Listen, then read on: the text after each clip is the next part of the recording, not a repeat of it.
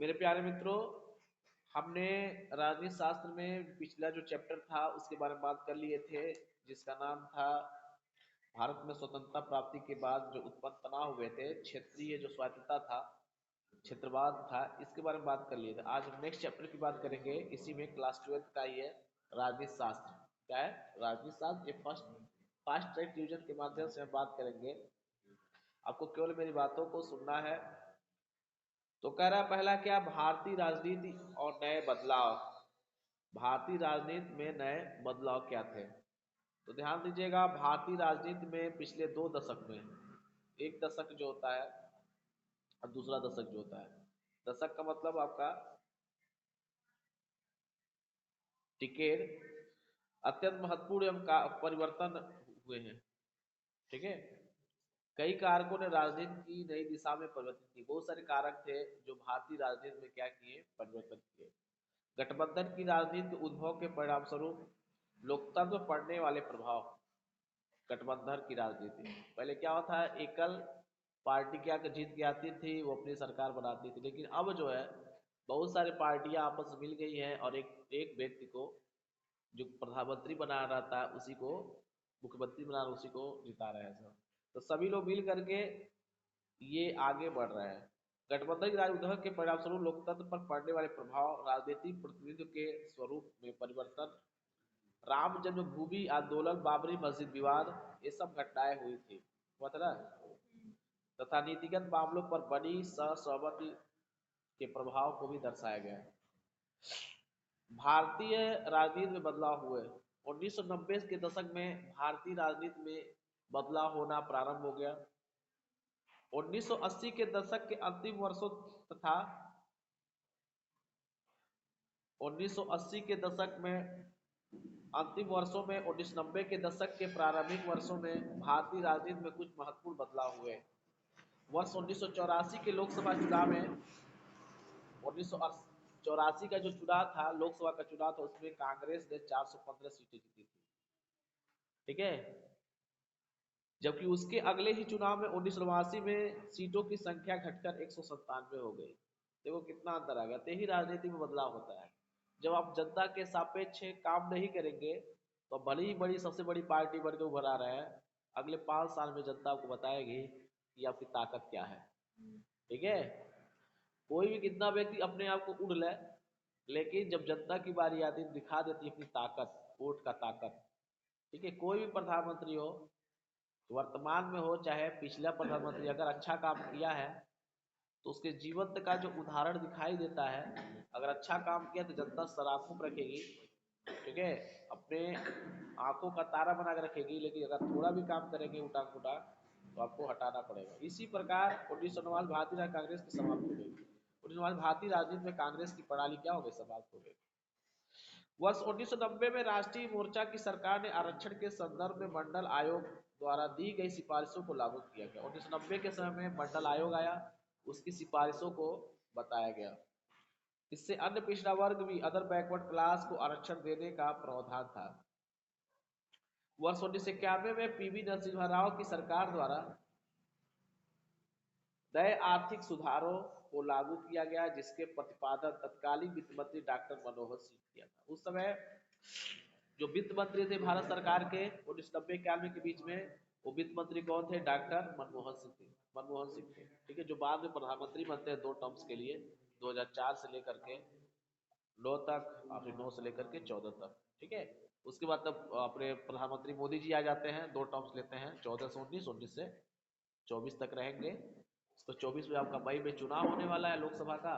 उसको देखिए कौन बनता है प्रधानमंत्री, भाजपा जीत के आती है कि कांग्रेस जीत के आती है कि गठबंधन की पार्टियां क्या करती है, सरकार बनाती है।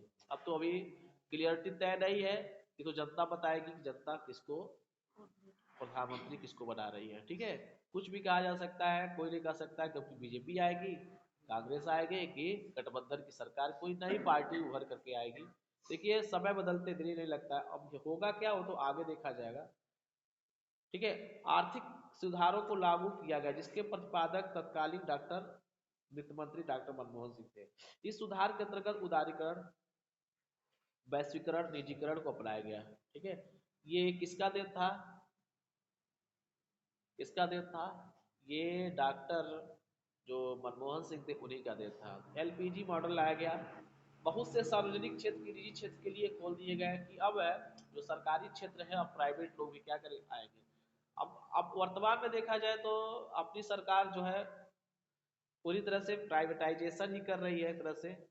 अब कितनी प्राइवेटाइजेशन कर रही है वो आंकड़े देख लेंगे क्या क्या हुआ, इस पर हम डिस्कस नहीं करेंगे। जब उदारीकरण वैश्वीकरण और निजीकरण की बात करेंगे तो उसे बात करेंगे, ठीक है। अंतर्गत बहुत से राजनीतिक क्षेत्र को निजी क्षेत्र के लिए खोल दिया गया। सुधारों के अंतर्गत अर्थव्यवस्था में राज्य की भूमिका को कम कर दिया गया। राज्य की भूमिका क्या हो गई कब? अर्थव्यवस्था इकोनॉमिक में नीतियों के को पहले से आसान बना दिया गया, जिससे देश भर में आलोचना की गई।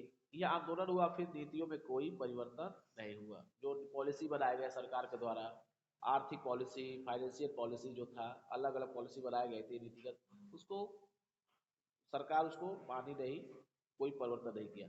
अयोध्या स्थित बाबरी मस्जिद के विवादित मुद्दे ने दिसंबर 1992 में विध्वंस रूप धारण कर लिया। तो एक अयोध्या मंदिर में जो रामलला के लिए था और बाबरी मस्जिद की जो लड़ाई चल रही थी 1992 में बहुत बड़ा एक घटना घटी थी, विध्वंस रूप ले लिया गया था, जिसमें भारतीय राष्ट्रवाद के धर्मनिरपेक्षता की बहस को बढ़ाया जाता है। 1991 में तमिलनाडु दौरे के दौरान लिट्टे से जुड़े श्रीलंकाई तमिल ने राजीव गांधी की हत्या कर दी। तो देखो पूरा राजनीति में परिवर्तन हो रहा है। इधर 1991 में, 90 के दशक में, 91 92 के दशक में बाबरी मस्जिद और ये मंदिर के विवाद होता है, अयोध्या राम मंदिर का विवाद होता है। इसके बाद राजीव गांधी की हत्या कर दी जाती है। तो बहुत बड़ा एक कलसरनी दिखाई देता है हमारे लोकतंत्र में, राजनीति के बदलाव में। ऐसा क्यों हो रहा है? राजीव गांधी की हत्या के बाद 1991 में आज चुनाव में कांग्रेस की बड़ी जीत होती है। अभी कांग्रेस क्या हार रही थी, हार गई थी पूरी तरह से। फिर कांग्रेस एक मुद्दे उठा के लेके आती है कि राजीव गांधी की हत्या, तो जीतती है। उस समय सरकार किसका बनता है? नरसिम्हा राव प्रधानमंत्री बनते हैं। राजनीति भारतीय राजनीति बदलाव के परिणाम क्या हुए? 1980 के दशक में, 90 के दशक में भारतीय राजनीति महत्वपूर्ण परिवर्तन हुए, जिसके कई नई संगठनों का उदय हो। जैसे 1978 में BAMCEF जिसे backward and minority communities employees federation की स्थापना की गई, जिसे BAMCEF कहा जाता है। दोबारा बता देते हैं, BAMCEF का मतलब होता है backward and minority communities employees federation, ठीक है। BAMCEF अनुसूचित जाति, जनजाति, अन्य पिछड़ा वर्ग, एक अल्पसंख्यकों की राजनीतिक सत्ता की वकालत की गई कि अब जो है, जो बहुल वर्ग जो है, इसमें जनजातीय क्षेत्र है, इसमें अन्य पिछड़ा वर्ग OBC है, अल्पसंख्यक है, माइनॉरिटी है, उनको भी अधिकार दिया जाएगा राजनीतिक सत्ता में। मिलने तो पहले मिला है, लेकिन अपना वर्चस्व दर्शाते थे। BAMCEF का परवर्ती विकसित रूप दलित शोषित संघर्ष समिति बनी थी, और जिसके कुछ समय बाद बहुजन समाज पार्टी का उदय हुआ। इसके बाद बसपा का उदय हुआ, जो मायावती क्या थी, लीडिंग की थी। काशीराम जो थे इसके अध्यक्ष थे, पहले इसी को बनाए थे बहुजन समाज पार्टी, और ये उभर के आया, कई डिकेड तक अपना राज भी किया। इसमें उत्तर प्रदेश में ज्यादा प्रभाव था। बसपा जो एक राजनीतिक पार्टी, केंद्रीय स्तर की पार्टी बनी। कुछ समय बाद बहुजन समाज पार्टी आती है। 1984 में काशीराम ने दलित बहुजन समाज के सशक्तिकरण के लिए बहुजन समाज पार्टी का निर्माण किया। तो काशी नाम का जीवन था, 1934 में उनका जन्म हुआ था, 2006 में जाकर उनकी मृत्यु हो गई थी। वे बहुजन समाज के सशक्तिकरण को आगे बढ़ाने के लिए बहुजन समाज पार्टी का संस्थापक बने। इन्हें उत्तरी भारत के राज्यों में दलित राजनीति की संकटकर्ता के रूप में भी जाना जाता है, उत्तर भारत में। तो मायावती जी आती, सरकार बनता है, तो देखिए परिवर्तन क्या होता है धीरे धीरे, बहुत सारे। उसके बाद जो है देखेंगे कि समाजवादी पार्टी भी आती है, भाजपा भी आती है। तो अब धीरे धीरे देखिए, अब गठबंधन की जो पार्टियां हैं अब क्या करती हैं, कैसे करती हैं आने वाले चुनाव में। गठबंधन का युग, कांग्रेस का पतन। जब से गठबंधन आए, कोaliशन की गवर्नमेंट, तब से कांग्रेस का पतन होने लगा। 2014 में दिखाई देता है। 2014 में जो मोदी जी आते हैं तो उनकी गठबंधन पार्टियां आती हैं, अब पूरी तरह से सफाया कर रही थी कांग्रेस का। अब वो कह रहे हैं कि आने वाले समय में क्या स्थिति उत्पन्न होती है वो तो आगे बताया जाएगा। जब किसी एक दल को सरकार बनाने के पूर्ण बहुमत नहीं मिलता है तो वह अन्य दलों से गठजोड़ करके बहुमत प्राप्त करता है, ठीक है।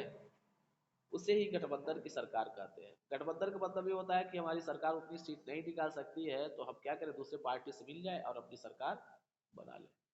ये गठबंधन चुनाव पूर्व या चुनाव बाद भी किया जाता है, या तो पहले कर ले गठबंधन करना या तो बाद में करें। भारत में गठबंधन युग की शुरुआत 1989 से मानी जाती है। 1989 में एक राष्ट्रीय मोर्चे की सरकार बनती है जिसमें भारतीय जनता पार्टी एवं वाम मोर्चा दल ने मिलकर सरकार का गठन किया था। वर्ष 1999 के आम चुनाव में राष्ट्रीय जनतांत्रिक गठबंधन डेमोक्रेटिक अलायंस एनडीए का गठन हुआ। इसी का यूपीए का गठन भी हो गया था। यूपीए बहुत सारी पार्टी आ गई थी, एनडीए बहुत सारी पार्टी आ गई थी। जो भाजपा है ना, भाजपा की अपनी पार्टी एनडीए कहा जाता है, जिसे कहा था नेशनल डेमोक्रेटिक अलायंस। ठीक है। एनडीए में शामिल दलों में भारतीय जनता पार्टी, जनता दल यूनाइटेड, ठीक है, शिरोमणि अकाली दल, लोक जनशक्ति पार्टी, अपना दल, बहुत सारी पार्टियां उसमें जुड़ी हुई हैं। गठबंधन की राजनीति और क्षेत्रीय दल आ जाते हैं, क्योंकि क्षेत्रीय दल में क्षेत्रीय नेता को चुना जाएगा। ये बात याद रखिएगा कि एक व्यक्ति के देख करके चुनाव नहीं लड़ा जाता है, हमको जो क्षेत्र में रहे उस व्यक्ति को देख के लड़े हैं। क्योंकि आपको डायरेक्ट रूप से वो व्यक्ति नहीं आएगा जो व्यक्ति को आप देख के लड़ा जिता रहे हैं, वो व्यक्ति आएगा जो आपके क्षेत्र में है। ठीक है। अपने पड़ोसी के मित्र को, दोस्त को हमेशा वोटिंग करें, न कि ऐसे व्यक्ति जो आपसे हजारों किलोमीटर दूर रहता है, क्योंकि आपके पास वो नहीं आ पाएगा। आते समय तब तक आपकी समस्या ही खत्म हो जाएगी, क्रिएटिविटी ही समाप्त हो जाएगी। लेकिन नजदीकी रहेगा तो उसके घर पहुंच जाएंगे, भैया चल काम कराओ क्योंकि तुमको वोट दिए थे। लेकिन हमारे यहाँ उल्टा होता है, एक चेहरा देख के हम लोग क्या करते हैं, वोट देते हैं। एक चेहरा कभी देख के, आप चेहरा देखना चाहिए लेकिन अपने क्षेत्रीय लोग रहे उनका देखेंगे, क्योंकि कोई भी समस्या उत्पन्न होगी हम अपने नेता के पास जाएंगे जो नजदीकी रहेगा। आपको दिल्ली नहीं मिल जाएगा। गठबंधन की राजनीति और क्षेत्रीय दल के गठबंधन की राजनीति में विविध वर्गों का राजनीतिक दलों का एक मंच पर आने का मौका मिला। सभी जितने क्षेत्रीय दल थे वो एक मंच पर आए। इसके अलावा